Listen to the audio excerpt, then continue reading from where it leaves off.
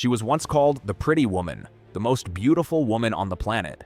But at 58, Julia Roberts uttered a chilling confession that shook the world. "I have never truly been happy." What could drive the queen of the box office, a woman who once earned $25 million for a single role, who had fame, fortune, and global admiration, to plunge into the depths of tragedy? Why, after countless iconic performances and dazzling red carpet smiles, did Julia become a prisoner of the very spotlight she created? And what happened in 2014 when a suicide note surfaced bearing her name, forever altering the course of her life? Let's journey through a life of glory, loss, and storms to understand just how devastating The Tempest at age 58 truly was.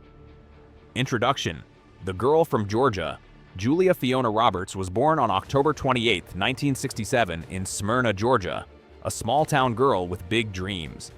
Coming from an ordinary family, no one could have imagined that within a few years she would become the world's pretty woman, the actress with Hollywood's brightest, widest smile, once crowned the highest-paid actress on the planet. But fame is never eternal. Behind the dazzling red carpets were wounds no one could see. Swift romances, a marriage to Lyle Lovett that lasted only 21 months before collapsing like a bubble. The American press branded her a homewrecker when she entered a scandalous relationship with Daniel Mauder, a man already married. Tabloid headlines cut like knives, turning Julia from a silver screen goddess into a name torn apart in the court of public opinion. Yet love wasn't her deepest heartbreak. In 2014, the world was shaken when her half-sister, Nancy Moats, died at just 37. Before her passing, Nancy left a suicide note with words that pierced like daggers, accusing Julia of being a cold, heartless sister devoid of compassion. Amidst the red carpets and applause, Julia Roberts suddenly became the villain in her own family. She admitted in grief, "I lost half of my soul." And as youth slipped away, Hollywood turned its back. Leading roles were handed to a younger generation. Whispers spread, "Julia's time is over." The woman once adored by millions now stood quietly on the sidelines, watching the spotlight fade. At 58, Julia Roberts no longer chases fame. Yet inside her luxurious mansion, behind elegant walls, she faces her truest tragedy: loneliness, loss, and the haunting question, was everything she once had nothing but an illusion? This is no longer the fairy tale of Pretty Woman. This is an indictment of fame's price tag, where a box office queen collapses into the shadows. And now, walk with me through that journey, where every radiant smile Julia once showed the world concealed tears that never dried. Chapter 1. From Pretty Woman to the Loneliest Woman. In 1990, the film Pretty Woman premiered.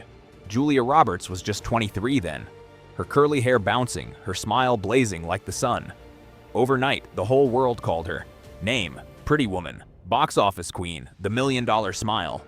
Producers fought over her, the press exalted her, and audiences flocked to theaters just to watch her step out of a limousine as Vivian Ward. But that spotlight, what seemed like a miracle, turned out to be a gilded cage. From that moment on, Julia was no longer an ordinary girl. Every step was shadowed by cameras. Every blink turned into a headline. People admired her but also scrutinized her. Who loved Julia? Who left Julia? Who did Julia hurt? The questions never stopped, like a public trial with no end.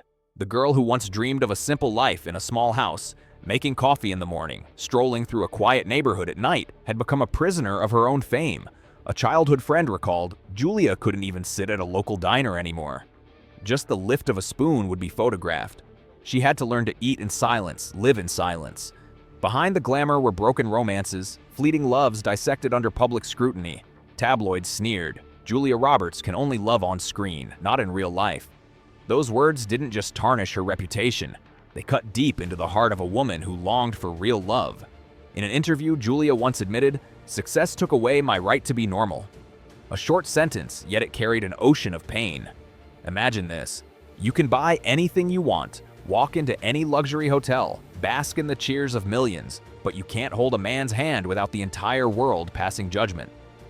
You smile under the flash of cameras, but once the doors close, loneliness tightens around your throat. Pretty Woman made Julia a global star, but it also made her the loneliest woman in Hollywood. So here's the question: if fame gives you the world but robs you of the right to live a normal life, is that really a victory? Chapter 2. When Love Turned to Hell. In her brightest years, Julia Roberts seemed to have it all. Yet the one thing she longed for most, simple, ordinary love, became the cruelest trap. Her first marriage to country singer Lyle Lovett in 1993 was once hailed as a fairy tale, a surprise wedding after only weeks of knowing each other.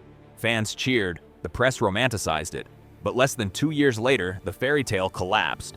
The marriage ended, leaving behind only 2 words, too rushed, and 1,000 mocking headlines. Julia moved on, but peace never came. Every romance afterward was dragged into the spotlight, dissected, and turned into entertainment. When she fell for co-star Kiefer Sutherland, the media called it a blockbuster love story, only to revel when their wedding was canceled just days before the big moment. The world read it like a soap opera, but Julia, the leading role, collapsed silently behind the curtain. Then came Daniel Motter, a love she thought was her safe harbor. But Daniel was already married. American tabloids immediately branded Julia the husband stealer, a label as heavy as chains. Photos were doctored.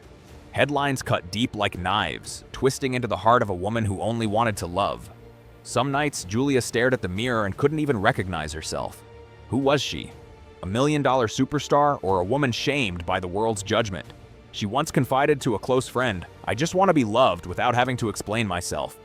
And yet, that's harder than winning an Oscar. Love, what should have been her refuge, became a battlefield. The men who passed through Julia's life left her not just with memories, but scars, gossip, and sleepless nights. Julia still walked the red carpet, still flashed her radiant smile before the cameras. But when the lights went out, inside her vast, empty home, she was left alone with a haunting question. Maybe true love was never meant for me. So tell me, when a woman gives her heart again and again, only to return empty-handed every time, is it her fault? Or is it Hollywood's for turning love into a public trial that no one can ever win? Chapter 3. The Accused and Her Sister. February 9th, 2014. The news struck like lightning out of a clear sky.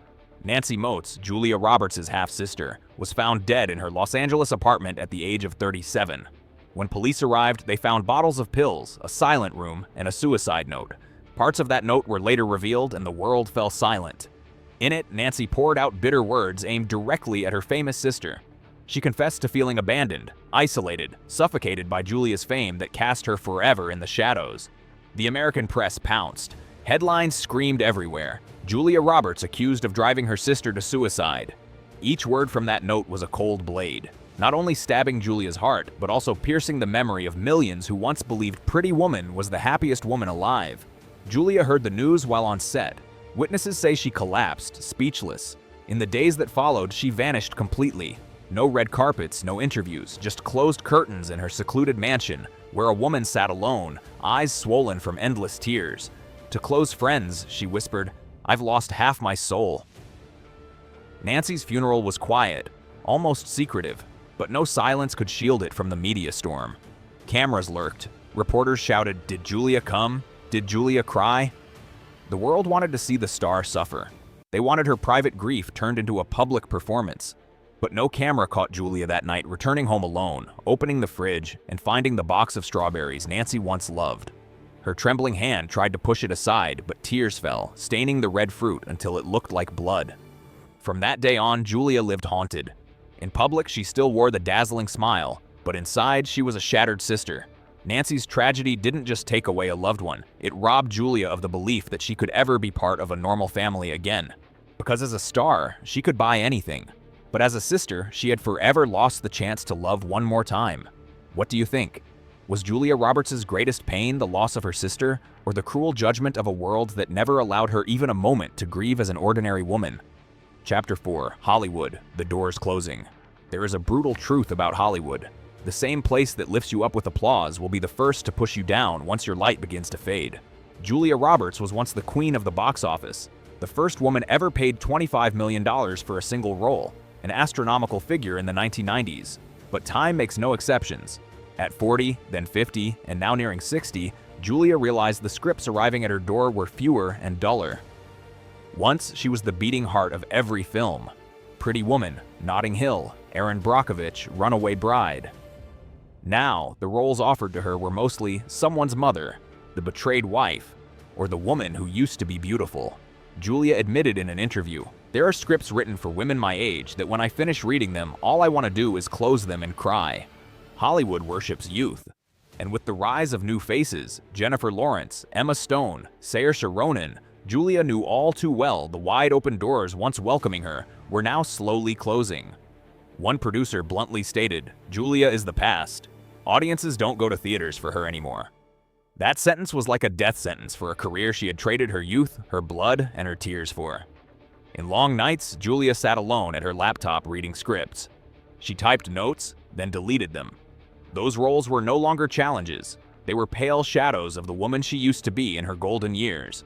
She stood before the mirror, looking at herself. The eyes still sparkled, the smile still glowed. Yet etched into her face were traces of loneliness and loss. Hollywood once promised immortality, but in truth it only made itself immortal, while actors were nothing more than fireworks, dazzling for a moment, then discarded.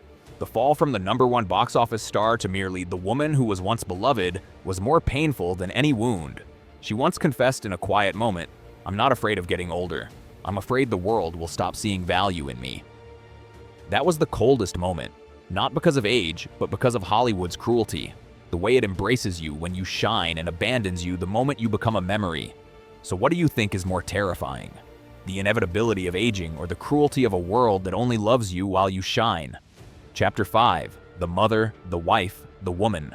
Amid the storms of her private life and Hollywood's betrayal, Julia Roberts still found one anchor, her family. With her husband, cinematographer Daniel Moder, and their 3 children, Julia discovered a peace that neither fame nor fortune could ever buy. Each morning, in the modest kitchen of Heights, their Malibu home, Julia was no longer Pretty Woman, no longer the queen of the box office. She was simply mom, making milk, slicing bread, tying her daughter's hair before school. Those small moments convinced her that after everything, there was still something worth holding on to. But even within happiness, cracks remained.